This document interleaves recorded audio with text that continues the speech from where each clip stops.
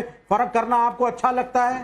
क्यों 65,000 जब केस होते हैं महिला उत्पीड़न के उत्तर प्रदेश में एक साल में, क्यों नहीं इस्तीफा मांगते हैं बीजेपी वाले अपने ही मुख्यमंत्री से? क्यों उसको चिपका रखा है? ब्रिजभूषण शरण सिंह ने जो किया लड़कियों के साथ, विनोद फोगाट ने हरियाणा में गई हैं, भव्य स्वागत हुआ है, क्यों नहीं हटाया? क्यों नहीं हटाया? Don't speak in my term. हाँ, तुम चुप रहो जरा, सरकारी दामाद बन के आ जाते हो, टाइम लेते हो ज्यादा। अब मेरा टाइम है, चुप बैठो। माफ कीजिएगा ना, मैं यहाँ शरण सिंह को क्यों नहीं हटाया उस वक्त? रेसलिंग फेडरेशन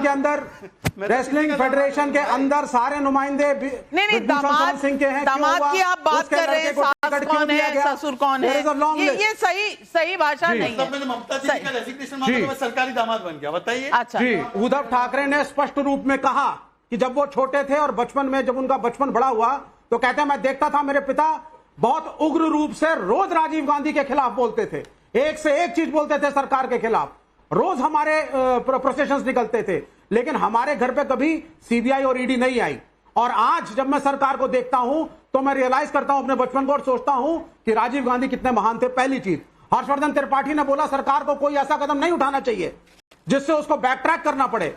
हमने देखा सरकार और नेशनल लेवल पर कुछ सवाल। अब उत्तर प्रदेश की तरफ चलते हैं। उत्तर प्रदेश में हमने लोगों से पूछा, लोकसभा चुनाव में सेटबैक के बावजूद योगी आदित्यनाथ ताकतवर हैं या नहीं? इस पर 63% लोग मानते हैं कि हैं ताकतवर, नहीं है 31%, कह नहीं सकते 6%, लेकिन 63% लोग मानते हैं कि अब भी वो ताकतवर हैं। दूसरा सवाल जो हमने पूछा, अगर यूपी में योगी आदित्यनाथ को सीएम पद से हटा दिया जाए तो क्या होगा?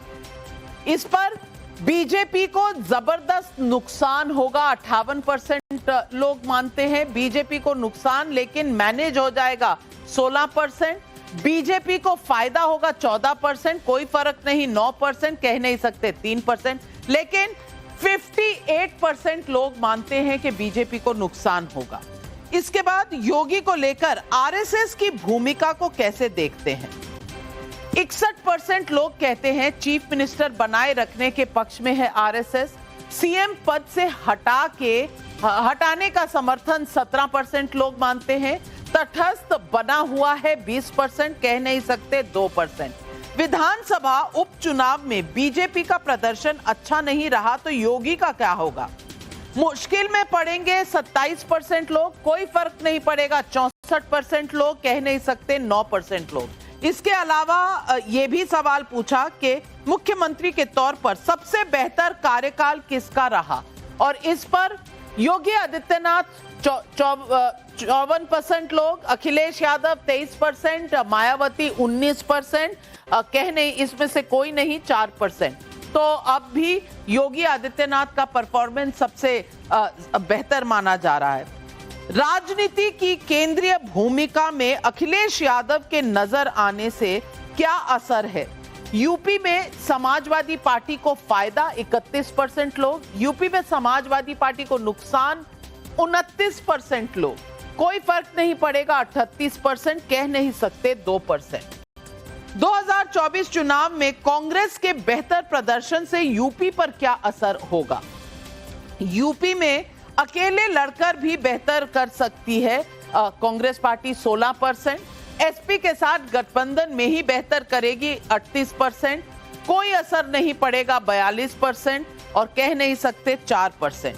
पूछना चाहती हूं आपसे राजकुमार भाटी जी, उत्तर प्रदेश में एक तो बात ये तय है कि अगर लोकसभा में अखिलेश आ गए तो यूपी को अखिलेश जी की कमी महसूस होगी, ये तो लोग मान रहे हैं कि बराबर बराबर फायदा होगा या कमी महसूस होगी, इस पर बराबर बराबर है। अखिलेश जी की भूमिका क्या और कैसी रहेगी, इस पर पार्टी में क्या सोच चल रही? कोई नुकसान नहीं होगा अखिलेश यादव जी की केंद्र में भूमिका को देख के और सशक्त भूमिका को देख कर। जिस तरह के लोकसभा में अखिलेश यादव जी का शानदार प्रदर्शन रहा है, उसको लेकर समाजवादी पार्टी के कार्यकर्ता, समाजवादी पार्टी के समर्थक और समाजवादी पार्टी के मतदाता बहुत उत्साहित हैं। और समाजवादी पार्टी से बाहर जाके भी जो समस्त पीडीए समाज है, पीडीए समाज अखिलेश यादव में अपनी एक उम्मीद देख रहा है, अपना भविष्य का नेता देख रहा है, और पूरा पीडीए अखिलेश यादव के पीछे एकजुट होता जा रहा है। दूसरा, आपने जो एक बहुत इंटरेस्टिंग सवाल रखा इस सर्वे में कि सीएम योगी आदित्यनाथ को हटाने से संबंधित, तो मैं स्पष्ट कर दूंगी, योगी जी को अगर कोई हटाएगा तो भारतीय जनता पार्टी हटाएगी। ना तो हम हटाने वाले हैं, ना नाविका जी हटाने वाली हैं, ना मीडिया हटाने वाला है। इसलिए ये सवाल भारतीय जनता पार्टी, यानी कि चुनाव में आप उन्हें हरा नहीं सकते और आप उन्हें हटा नहीं सकते। परिवार में क्योंकि क्या आप ये कहना चाह रहे हैं कि आप चुनाव में हरा ही नहीं सकते? नहीं, मैं कह रहा हूं इस कार्यकाल में। हर्षवर्धन त्रिपाठी जी, मैं इंग्लिश चैनल से आई हूं, मेरी हिंदी गलत है, मेरी हिंदी गलत है या भाटी जी कुछ गलत कह गए? नाविका जी कृपया नहीं, आप ऐसे घुमाइए मत। ये तो आपके शब्द इस कार्यकाल में मैंने क्या घुमाया? घुमाया तो आपने 100%। घुमाया तो आपने, लेकिन मैं एक वाक्य मेरा और सुन लें आप। ना मैं नहीं हटा। नहीं, मैं कह रहा हूं इस कार्यकाल में। लेकिन आपने जो आरएसएस की भूमिका पे सवाल पूछा, इसका मतलब आप मानती हैं कि आरएसएस राजनीति करती है? जब हम आरएसएस के लिए ये कहते हैं कि आरएसएस ही बीजेपी को चलाती है, आरएसएस राजनीति करती है, तो हर्षवर्धन जी बहुत विरोध करते हैं, मीडिया वाले भी विरोध करते हैं।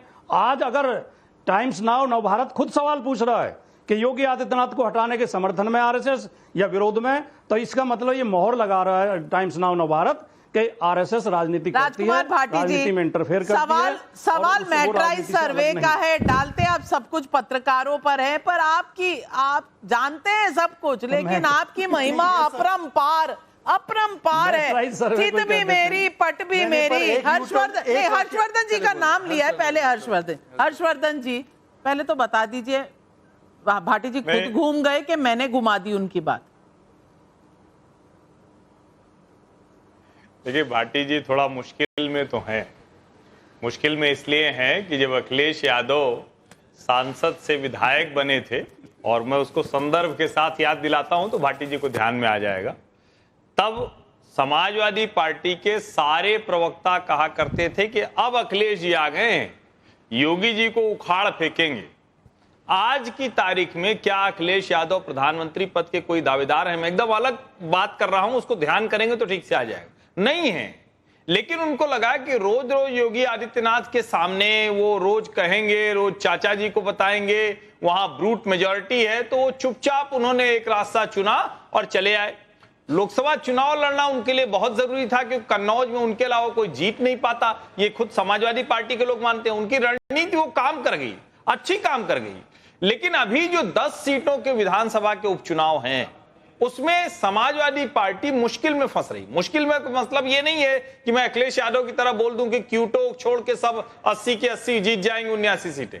दरअसल 10 में से 7 सीटें खुद समाजवादी पार्टी के मजबूत प्रभाव वाली हैं। सिर्फ 3 सीटें हैं जो भारतीय जनता पार्टी के लिए बेहतर है।